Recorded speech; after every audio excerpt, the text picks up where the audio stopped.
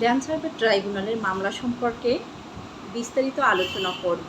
এবং land survey ট্রাইব্যুনালে মামলা দায়ের করলে কোনো ব্যক্তি যদি সংক্ষুব্ধ হয়, সেক্ষেত্রে ওই ব্যক্তির প্রতিকার কী, কোথায় রিভিশন দায়ের করবেন না আপিল দায়ের করবেন, কতদিনের ভিতরে দায়ের করতে হবে, সে বিষয় সম্পর্কে বিস্তারিত আলোচনা করব।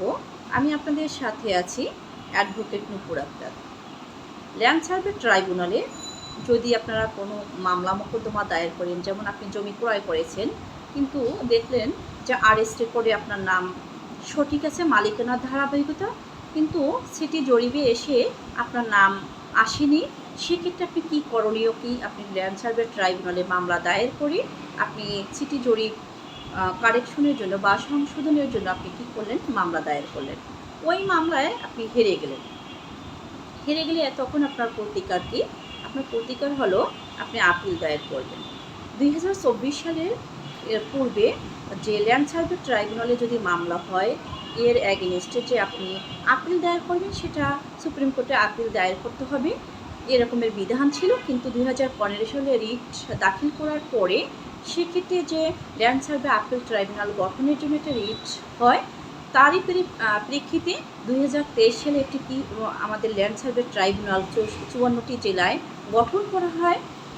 সেক্ষেত্রে এখন এই ল্যান্ড সার্ভে ট্রাইব্যুনালের মামলার ক্ষেত্রে যে আপিল বা এপিলেট ট্রাইব্যুনাল গঠন করা হয়, যে জেলা জজে আপিল দায়ের করবে, এই যে ল্যান্ড সার্ভে ট্রাইব্যুনালের আপিল পরিচালনার জন্য বিচারক হবেন জেলা জজের বিচারক।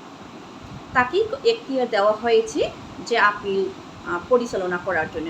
এখন অনেকেরই জেলাভিত্তিক যে আপিলগুলো দায়ের করা হয় ল্যান্ড সার্ভে ট্রাইব্যুনালের মামলার ডিক্রির বিরুদ্ধে, সেক্ষেত্রে অনেকেই কষ্ট করে হাইকোর্টে আসতেন এই বিষয়গুলো থেকে মানে করার জন্য, আপনাদের সময় সাপেক্ষ এবং কস্টিং খরচ বাঁচানোর জন্য আপনাদেরকে 54টি জেলায় কি অ্যাপিলেট ট্রাইব্যুনাল গঠন করা হয়েছে, সে জায়গায় এই আপিল আপনারা দায়ের করতে পারবেন। জেলা জজকে এই ল্যান্ড সার্ভে ট্রাইব্যুনালের বিচারক হিসেবে ক্ষমতা দিয়েছেন, তিনি এই আপিল নিষ্পত্তি করবেন। এখন কতদিনের ভিতরে আপিলটি নিষ্পত্তি করবে? যে রিটের যে স্থগিত রেখেছেন, সেটা এই 2023 সালে সংশোধনের পরে অ্যাপিলেট ট্রাইব্যুনাল গঠনের পরে 90 ডেজের ভিতরে কী করতে হবে? আপিল দায়ের করতে হবে।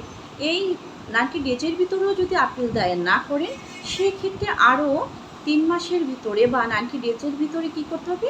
আপিল দায়ের করতে হবে। কী কারণে আপনি আপিলটি দায়ের করতে পারেননি, সেই কারণ উল্লেখপূর্বক বা বিলম্ব মতলবের অ্যাপ্লিকেশন দিয়ে আপনি কী করবেন? আপিল দায়ের করবেন।